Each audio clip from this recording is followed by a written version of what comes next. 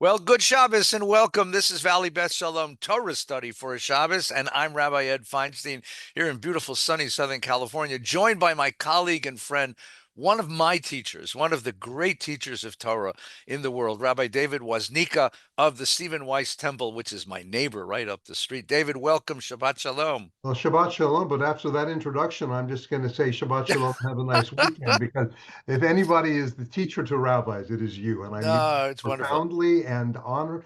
It's an honor to be here. I'm delighted to be here with We you. should spend the next hour complimenting each other. I think we That's both what could use that's it. what I was told this was about. Is that not That's the right. case? Well, I'm so glad you could join us this morning. Though this morning we opened the third parsha in Breshit. It's called Lech Lecha. It is God's commandment to Abram, to Father Abraham, to leave his native land, leave everything he's familiar, leave his culture, and follow God into the world. And he goes across the crescent into Canaan, which at the moment is kind of a wasteland. Part of the story, of course, is he schleps his poor wife Sarai. Nebuch, she gets the short end of this whole experience. He stays a while. He ends up facing a famine, goes into Egypt. His wife gets kidnapped because he makes her out to be his sister in order to protect himself. Pharaoh sends them out of the country with great wealth. He comes back to Canaan and forms the first great formal covenant with God. Covenant, David. What does this mean, covenant? And what does this parsha telling us, generation after generation, about what it means to be a Jew? Right. So in some ways, one could make the case that this parsha could be the most consequential of any of the Torah readings, because this is both the beginning, but it is also aspirational, right? So God, first of all, He chooses Abraham. That, by the way, in and of itself is interesting. The Torah doesn't give us any clue as to why God chooses Abraham. So Right. unlike Noah, who the Torah says is righteous, and unlike Moses later, who we have some sense of his character based on some incidents which happens in, I think, chapter 2 of Exodus. Abraham or Abram seems to get just plucked out of nowhere. By the way, that there's a message there that sometimes in life you're given a task and you may not know why, you may not know how you got it. And in life, do we step up for that or Mm. not? Do we have the faith to do it or not? And that's a whole, I think, interesting discussion, because so often in life, you're going along your merry way and then something happens in life Hmm.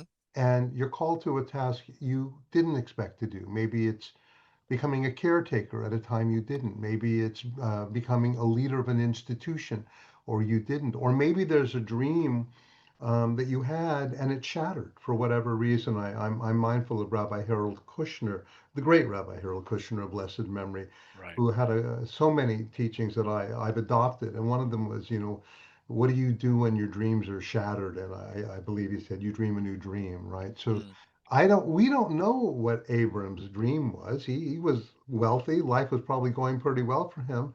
All of a sudden, God knocks on his door and says, listen, Lech Lecha, get out of here. And Hmm. I'm going to bless you, and you're going to be a great nation, and other nations will be blessed by you. And interestingly enough, I kind of think as Abraham, similar to Noah, Abraham is sort of like Nike. He just does it, right? There's not a lot of questions. It's just, okay, I'm on my way. And then we get into the thing that you raised about the covenant, right? So a covenant, the way I think of a covenant, is it's two parties, right? It's a deal, it's an agreement. And there are two ends to this agreement. God says, I will keep you and your people, you, the Jewish people, around if, and we often forget the if, you keep me around. You bring me to the world. You live a life committed to my ideals, my mitzvot. You become the Or Lagoyim, the light into the nations of the world. Mm. And God needs a people. There's no parallel that I know of where a people are selected to be an exemplar to humanity, to bring a message to humanity. I'm not aware of that in the Torah up until this time. And our job is, if we don't do it, we don't know what will happen. But that's the covenant. And for me, it is so central that it drives my Judaism. Without it, I don't know if my passion to be a Jew would be so strong, because it gives me, and I think has given our people historically, a raison d'etre. This Mm. is why we exist as a people. And it Yeah. starts So with this. So Joseph Campbell, the great mythologist, right, Yeah. points out that every people has a call story, right? The formality of the story is not uncommon. It's actually the most common, one of the more common tropes, the most common themes in world mythology, that the god picks out some fellow, a hero, and says, I will choose you, and you will be my guy, and I will make you great, and I will make you famous, right? Whether it's Perseus being chosen by the gods of the Greeks, or whether it's the in Mesopotamian culture, it's Gilgamesh, and whether in Navajo culture has this, in Aboriginal culture it has this. But you're exactly right. What makes this story unique, and I happen to think that the Bible read Joseph Campbell because the story plays upon it. This sort of rhythm of God's language plays upon, here's something you all know. I'm God and I'm going to choose my guy. And I'm going to make you great and I'm going to make you famous because that's what all the gods say. And Right. then he throws him the zinger. And that's a technical biblical term. Right. He says to him, Hey, bracha, be a blessing. I'm not choosing you to conquer the world. I'm not choosing you to rule the world. I'm not choosing you to dominate the world. I'm not choosing you to take the resources of the world and make them your own. I'm choosing you, as you said beautifully, to be the moral voice, the moral vessel, the vessel of divine blessing in the world. And then, of course, everything in the Bible is repeated twice because that's what you have to do at a Jewish dinner table if you want to be heard. Then he says, Hey, Abraham, be a blessing. Right. And then he says, "V'nivrchu b'cha kol mishpachot ha'adama." All the nations of the earth will be blessed because you're here. All the nations will be blessed. Your job isn't to be a blessing to yourself. You're not going to just aggrandize yourself. And what's most interesting is God doesn't say, be a blessing to me. God That's right. doesn't say, worship me. That's right. He doesn't even say, obey me. He Great point. says, go into the world and be a vessel of blessing for the nations of the world. Yes, beautifully put. And what's interesting, and just taking off on your point, the gods often do choose things, just like in the last week's Torah portion, the flood story, right? So there are many flood stories in religious background. What makes the flood story unique in Judaism is the reason for the flood. Hmm. God's upset because people are treating each other so evilly. Right. And God chooses Noah because he's righteous, not because he's handsome, which is the case in other flood stories, not because he's powerful, but because he's good. And what God and so it's the same thing with circumcision. We take ideas, but we change them for moral reasons. So Hmm. God's statement to Abraham is exactly right. Be a blessing to the world. And by the way, the line, and those that curse you will be cursed. It's obviously a motivation for many evangelicals to take. We want to bless the Jews because that we believe we'll be blessed. But as I remember, there was a pastor, a Korean pastor, I heard give a talk. I was invited to speak at a night to honor Israel by a Christian group, and it was a real interesting. Hmm. By the way, it's wonderful to be invited by Christians to there because they say thank you. No one ever challenges you. No one gets angry with you, and you got a kosher meal. It's unbelievable. Anyway, That's we're in the wrong business, I, Bibble. Come on. If maybe you in the wanted next, that, you shouldn't have been a rabbi. maybe in the next life. I don't know. Anyway, wouldn't that be interesting? What was your last job? I can't go into that right Yeah, now. you don't want to hear. Right, right. It's like I was speaking at my friend's synagogue, Rabbi Ami Hirsch. He is the rabbi at Oh, wonderful Stephen teacher. Wise Free Synagogue in New York. He is a classmate. And and I'm at Stephen Wise Temple in Los Angeles, and that Mm. was the original one. And I think during the introduction, he said, "I just want to point out that I'm at Stephen Wise Free Synagogue." He says, "We're the original," to which I stood up during the introduction, said, "Yes, but we're the new and improved." So I don't want to Ooh. get into the Old and New Testament idea here, but the idea that What did the pastor the say to you? You were pastor about to tell said. us. What did the pastor say to Right. you? He said, look historically, he said it's been true.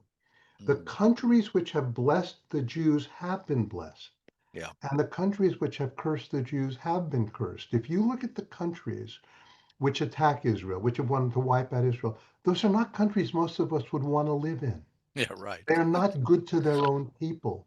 And there's a prescient to the Bible. The Bible, the Bible has been right for so many times, right? So, Mm, the fact that, Abraham becomes the father of great nation, Israel is a great nation, not great in numbers. We aren't as, we're not numerous as the stars in the sky and the sands on the beach, but the influence of this exceedingly tiny slice of humanity is extraordinary to me.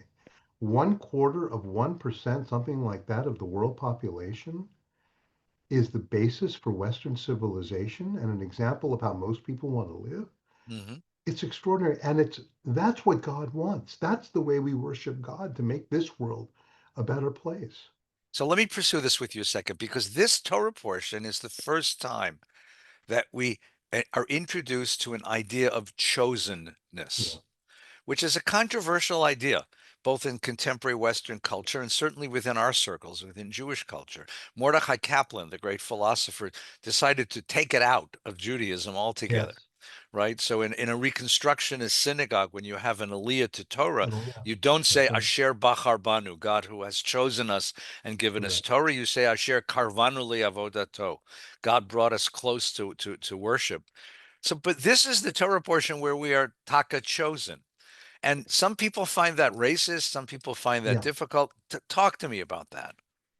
So I understand that, and I don't embrace that idea that it's racist or anything, because I wish every group felt they were chosen to make a better world. Ah, It doesn't bother me at all. Look, China means center of the universe. Does anybody care? Does anybody talk about it? How many people know that the word China means, but Jews, what, 16 million Jews, this tiny percentage, call themselves the chosen people? It drives the world crazy.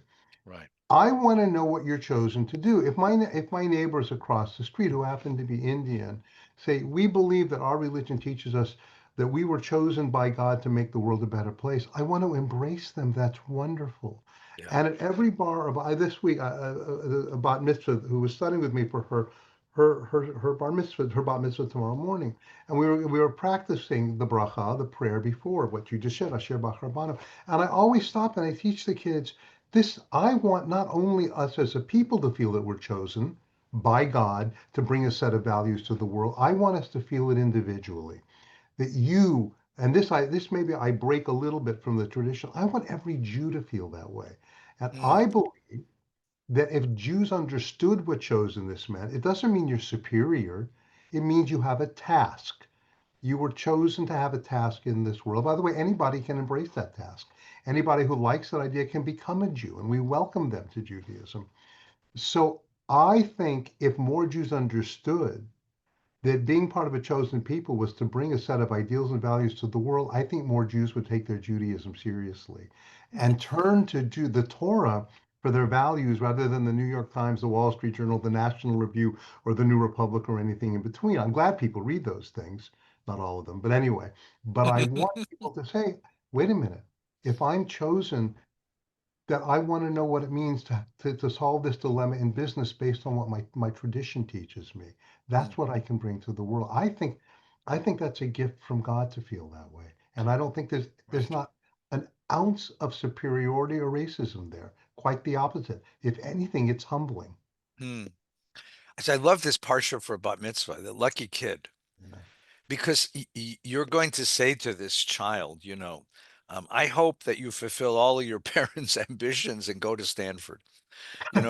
I hope that you get to be the lawyer or the doctor or the rocket scientist or whatever you choose to be. But in this building, in this circumstance, in front of this Sefer Torah, the only measure of your being is Heye Bracha. Are you a blessing?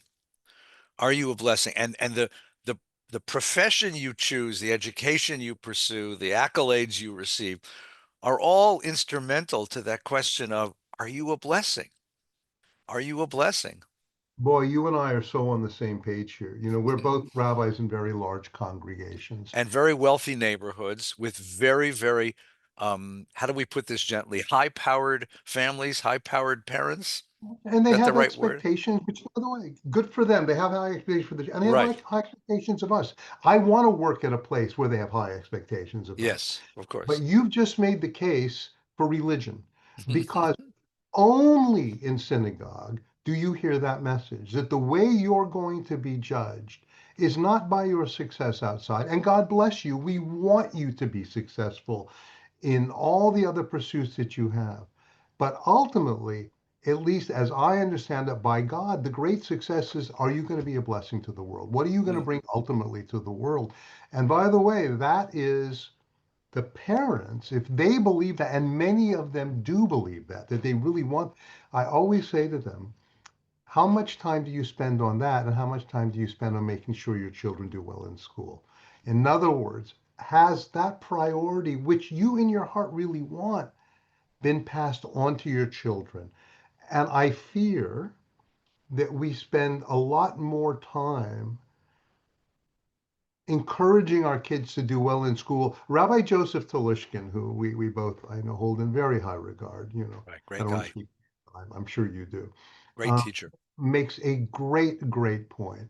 He says, if what you care about is that your children become good human beings, save your greatest praise for when they do something good. In other words, Mm, praise them for getting a good grade, praise them for making the volleyball team, for becoming a good musician. Those are all worthy of praise. It takes commitment to do those things. And that's important. But your greatest praise, he suggests, should be saved for when your child does something good, because then your child will associate goodness as the most important value. mm, I love that. I have shared that so many times in his name with our congregation, because it forces all of us, me included, to stop and say, well, wait a minute, David, did you do that with your children? Are you doing that with your children? And by the yeah. way, it's true even when they're adults. So that's what I think, what you were saying, what you say to those kids in synagogue, you only hear that in a religious setting, because success there is, Yeah. it's demonstrated a little differently. Right. That's so important. It's so important. So let's take a look at the next episode. Mm, Because you're introduced to this fellow Abram, and mm. you say to yourself, he must be really special if God's going to choose him. And there's a long midrashic tradition in Talmud about why Abram. And then he goes to Canaan. He follows God's instruction to Canaan. Takes his wife, takes Lot, his nephew, takes these people that he's gathered up. And as soon as he gets there, we have this strange episode. There's a famine. Now, he's been told by God two things. He's told, this is your land, you own it now, and I'm going to protect you. And the first thing, the first adversity that he faces, this famine, he takes off. He goes down to Egypt because there's always bread in Egypt because they got a river and we don't. And he's getting to the border of Egypt and he says to his wife, "You're so beautiful, they're going to kill me and take you. Tell them you're my sister." And Right. she gets taken into the Pharaoh's house. I mean, this part is like X-rated, R-rated at least. She gets taken into the Pharaoh's house. He survives, right? Somehow Pharaoh comes to understand. There's a whole story about curses that fall on Pharaoh. Right. And Pharaoh goes to Abraham and says, "What the hell did you do? Like, if Right. you would have told me you're your wife, I wouldn't have touched her, right?" And Abraham's, and then he gives take all this wealth and get the hell out of my country. Right. Right. What happened to the hero? Well, What so happened first, to the man of faith? What happened okay, to the resolution? All of a sudden, he's a schlepper like the rest of us. maybe, He's and I just know that another that's guy on the bus, like the right. song says. So first of all, some people would ascertain that, yeah, that's right. He's a normal guy protecting himself, and you see, the beauty of the Torah is its willingness to show honestly the character of all of our leaders, and therefore we can kind of aspire to be like them because they're real. That's one Flawed thing. heroes, yeah. Flawed heroes, right? You read it Okay, differently. right. I appreciate that. But I want to share with you that there's another couple of other perspectives on this, because like you, I've thought about this quite a bit. First of all, what if Abraham didn't do that? What if Abraham said, "This is my wife"? Okay, first of all, there's a good chance he'd have been killed. Well, that's not very good for Sarai, right? That she wouldn't want that. And by the way, there was no guarantee that she wouldn't. She would have ended up in his harem, Right. Pharaoh's harem. That's not a very good option either. So, what exactly is Abram supposed to do in that circumstance? We really don't know. And by the way, in you said something at the end which is instructive. He's offered this great wealth, but he doesn't take it. Which tells us another thing. He's not preoccupied with it. Hmm. If wealth were his great preoccupation, he would have embraced all those gifts. He didn't. But I'm not quite as harsh on Abram in this situation because I always ask myself, what's the alternative? We don't Hmm. often do that in life. That's always my question. What's the alter? The alternative is he would have been killed. That wouldn't have made her happy. She would have ended up in his harem. That wouldn't have made her happy either, probably. So in doing so, I don't know. There is no elegant solution here. Mm. But he may have done what ultimately was the right thing to do, as distasteful as it seems to us as the learner. So you're suggesting that even a man of faith with this very intimate relationship with God Yeah. still has to make strategic decisions and take care of himself. Well, that's a whole interest. Yes, as we all do, right? But there's a very interesting dilemma that he has because a little later on, he's worried. He says, basically, God, I'm going to be the father of a great nation. We don't have any kids, Yep. right? And what's interesting there is, well, wait a minute. If he has this faith, why is he so worried? I mean, Yeah. God makes a promise to him, you're going to be the father. And there is an interesting, which I've come to appreciate as I've gotten in the last year or so, the difference between, maybe the difference isn't the right word, but the balance between faith and trust in God. Faith, emunah, trust, bitachon. And there is a difference Hmm. between faith and trust because you can believe in something but not hold that that's going to take care of things. Oh, And the okay. Chabad speaks about this a little bit, and Hmm. I find it very interesting. They're very heavy on the trust part. Right. We tend to talk about the faith part, but I think for Abram, if he had the faith, well, wait, what are you worried about? I mean, I made you a promise. What are you worried about? And yet he does have those worries, which tells me and it tells us that, you know what, all the faith in the world doesn't take worries away in life. It doesn't mean you Mm. can't ask God, wait a minute, Hmm. you made a deal with me. What's going on here? What's going on? So, there's a voice missing from this story Yeah, because we have Abram's story, yeah, but there's the voice of Sarah. yeah, And if you were to take this story and lift off Abraham's story and read Sarah's story, I mean, how does this sound, right? My husband comes home one day and says, I just spoke to this God, right, a God she has no idea about, right? She lives in a right, pagan culture where they worship stuff, right? Or at least worship nature. And right, this God says, Lech Lecha me'artzecha. I want you to leave your comfortable, prosperous, secure home. I want you to leave the culture in which you have identity and you have place and you have position. I want you to leave everything you know and move to a wasteland called Canaan. And she says, and I said, I love you. I'll go with you. and, right. and she goes, right? I mean, you got to she, she has to have had some. I mean, again, for those who in the midrash where they sort of flatten the story, they make her into a tzaddiket even greater than him, because Right. he heard God's voice, she didn't hear it and still went. But you and I, we've been married a while. We know what it's like when you come home and say, "Don't ask me anything, but tell me this is what we got to do," and she says, "Okay," and she goes with him, right? And then you have this whole episode in Egypt, which has got to scare the hell out of her, right? And then he comes back and makes the covenant and the episode that you just mentioned, right? Because he says to God, you've given me the promise of having as descendants like the stars in the sky and the sands on the beach, and yet I have no child. Right. I have no child. And here's poor Sarah, who wants so much to be the loving wife, to support him. And in that culture, the way that you do that is by bearing children. There's got to be a certain quality of anguish that's at the heart of this relationship and at her heart, don't you think?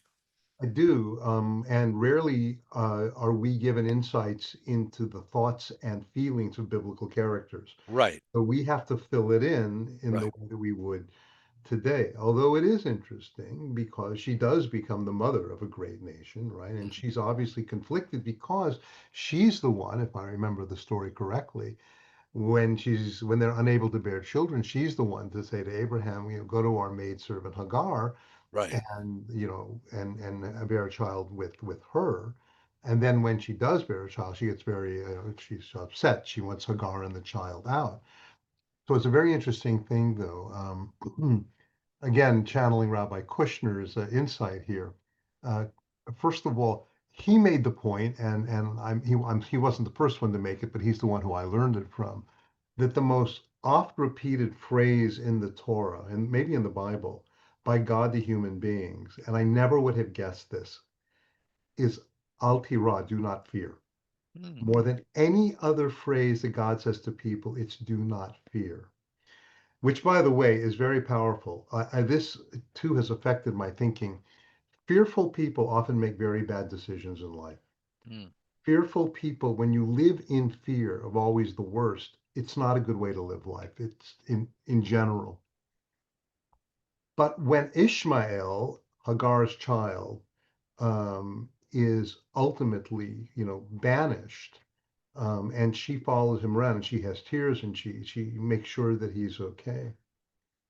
Sarah seems to adopt Yitzhak as her child, right? And we don't know the conflict that's going on in her life. But maybe the lesson there is her willingness to do all this is in some ways the greatest statement because of what you just said. Hmm. She maybe showed the greatest faith of anybody because God never spoke to her, right? Yeah. So you're right. Yeah. Oh, it's a difficult, emotional, difficult thing because we imagine in our lives, how she must feel throughout this thing. Well, her anguish comes through. Yeah. I mean, the desperation of giving him the maid. Please don't try this at home, by the way. No, It never works out well. that's Even didn't work out well for Abraham. It never no, works that's out well. correct. That's But the exactly anguish, the pain, the sense of failure, the one thing in the world she wanted to do for this man she loves and for the right. mission they are on, which is to bring an heir, and she can't do it. So she gives him the Hagar, the maid, Right. and then and then in case you didn't get it, of course, you know, the woman gets pregnant like immediately. So we Right. know that it's Sarah's issue, not Abraham's, and you feel that you have to feel that as an underlying tone of the story. Well, look, this is another example of, you go through life and all of a sudden you get a curveball that you did not expect. And this happens a lot. It happened to both of them because she was unable to at least bear a child initially. Hmm. And that's not something people necessarily think about until the moment that it happens. And I think maybe one of the lessons here is don't assume anything about the future. That's where, you have to say to yourself, there's a certain humility here. The beauty is that she does have a child, right? Right. And she laughs about it because she's 90. Right. And he's what, Again, don't 90? try this at home, Right. please. Well, you can try it. The likelihood of it working out is pretty low. But Well, by the way, if at 99 and 90, I don't mean to be not too risque here, but if at 99 and 90, you have a relationship like that and you're still wanting to work and having children, God bless you. yes, and if you do end up having a kid, please call Rabbi Woznica. Yes, that I Okay. will officiate with Rabbi Feinstein at either the bris or the Simchat Bat. That will be a first, and we'll even write an article about that one. Abram. Yeah. Somebody asked me once, most important person in all of human history. That was a question that a kid asked me in an interview. And it just came to me really. I said, Abraham, Yeah. because look what he does. Look at the way that he shifts the whole perspective, of, at least of Western civilization. I can't speak for Eastern civilization, but of Western civilization by embracing an ethical monotheism and teaching it to the world. He had a trait which isn't is so important. He had courage. Imagine, so you were talking about going in Sarah's mind. Imagine in his mind, he was living in a pagan culture, right? The courage to be able to leave to some far off land. Hmm. It, I think about how in life, sometimes the fears that we have of little things. This guy just had the courage to leave. Lech Lecha might be among the most those two words the most consequential in world history. Mm. Because what if he said, no, I don't want to do it? By the way, we don't know what's interesting. We don't know what the Torah didn't record. Maybe, maybe this is heretical. I don't know. Maybe God had to go to a whole bunch of people before someone said, okay. Maybe God knocked on a lot of doors. In Noah's case, I'm thinking Noah was, clearly unique in his age, right? Right. Yeah. I don't No, know if that's true. Abraham, there could have been 50 different people that God went to. I don't think so. My sense is that God chose Abraham knowing who Abraham was and that God, he would say yes. I don't know. But there's an extraordinary level of courage. And as you said, Sarah too, because she did it by his side and without this it. the story we all know, which is the story of him breaking his father's idols, right? So that's part of the midrash. It's not in the Bible. Most Jews are surprised when Must be they hear something else, that right? because what it's trying to do is to answer the question you just asked. So what that story does actually is flip it, because what it says is that Abraham discovered God before Right. God discovered Abraham. That's Because, excellent. That's yeah, excellent. Yes. that's what it does. Maimonides tells the story again, and he makes Abraham into a religious philosopher, looking into the sky, and saying there must be a master who organizes all of this. So it makes him into Spinoza, you know, Right. as a philosopher, and then God chooses him only because once he has discovered God, then they begin to have this relationship. Right. But as you said, that's midrash. We have to fill that in because we can't figure out otherwise necessarily why.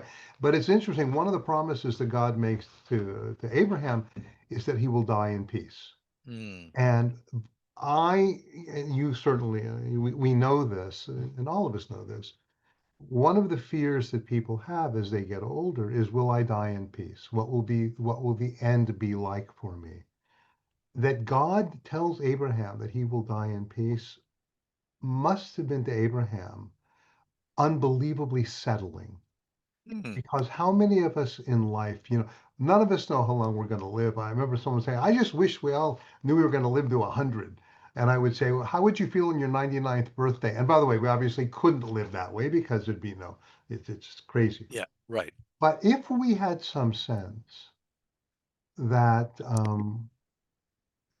the end for us would be peaceful. I remember my father of blessed memory saying to me in the car we were driving one day, and he was, I don't know, maybe in his 70s. He was still fairly, young and he was healthy. And he said to me in the car, I might get the chills when I remember this. He says, "Honey, just promise me you'll take care of mom when I'm gone." And he wasn't facing death. It was nothing like that. No, but that's what he was worried about. Yes. And for him, and I said to him, of course, Daddy, we love mom. Hmm. All of us, you didn't, and I was going to say, you didn't have to say that, but I realized, oh, he did have to say it. He wanted to know. And he died, a decade later, and we have taken care of my wonderful mother, who's 98. And, I'm fortunate that my brother and sister, we all here live in Los Angeles with her, see her every Shabbos and speak to her frequently. But for my father, who was a Holocaust survivor, whose rest of his family didn't die in peace, it was very, very important to him that gave him a sense of things will be okay. Hmm. God promises that to Abraham. It's chilling when you think about it, that Abraham knew the end for me is going to be good. I'll be with God. I'll die in Hmm. peace. And the fact that God tells him that, to Yeah. me, is a very powerful statement. So I'll just add one piece to that. Please. What God also tells him is the other thing every one of us wants to know, which is we're going to have an impact on the future, Um, right? We're going to make a difference. He tells him he's going to have posterity. He tells him his name is going to be, and he tells him he's going to make a difference. And remember, just remember the story right before this one, the story right before Lech Lecha is the Tower of Babel. That's right. And it begins, it's chapter 9 of Genesis, and it begins with this idea that they built a tower because lest we be scattered over the face of the earth, right? Lest no one know us. We have known, and no name of us will ever be remembered. The purpose for Babel was to achieve immortality, Right. right? And what happens is the Torah says, building a tower with your name on it. I don't mean to get, relevant, but building a tower and putting your name on it ain't going to make you immortal. That's not immortality, right? And then you turn the page and you meet Abraham, and his immortality is not in buildings. His immortality is not in the buildings he builds, or the material things that he collects. His immortality is in the blessing that he brings to Uh, the world. In that way, we can all be Abraham. We can all be Abraham. We can do it whether we have children or not, whether we are an aunt or an uncle, whether we are a father figure or mother figure to another child. Right. And I go back to, that's a sense of meaning in life. Hmm. We go back to think about what will ultimately give us meaning. And that's a question we shouldn't ask when we're 80, what gave us meaning? That's a question we should ask when we're 24. What will give me meaning ultimately in life? That's beautiful. That's a And beautiful. it's we may not change the world. We may change the people around us. We may change our little world. That to me is tikkun olam at the shaping a human being for the better. Right. And the beauty is we were given the Torah a roadmap in which to do it. Hmm. Abraham didn't have that roadmap, right? Abraham is kind of doing it blindly, if you will. Right. We have both. We have a roadmap, we have God, we have our history. Right. And I think, it's if we don't give that to our children, and I mean that both individually and collectively as a people, in a sense, we've stolen from them. We have Mm. stolen their inheritance. So when we think about inheritance, there are many different kinds of inheritance. We Right. spend an awful lot of time putting together our wills and our trusts to make sure that our assets reach the next generation. But here's an asset that's really important to us, and many Jews are committed to it. We both work in synagogues with day schools and Hebrew schools and elementary, with preschools. We want that. Parents want that. Every Jew can do that in some way by Mm. teaching children, by living it, by celebrating it. That to me is a great inheritance. Every single one of us can bring to our children, whether they're in a private school, a public school, or Right. whatever they. Yeah. And how many times, let's talk the opposite, the tragedy, right? How many times have you and I prepared for a funeral service, and the Yeah, children of the deceased, when we say, tell me about your father, your mother, your ancestor, your grandparent, tell me about what they taught you, tell me about what they stood for. And the people will say, "Well, there really wasn't very much there." I know. And the tragedy is two-edged. First of all, is there really not there anything there? Did a person's life go by and they didn't stand for anything? They didn't share wisdom? Or did they stand for something but not communicate it to their family? Right.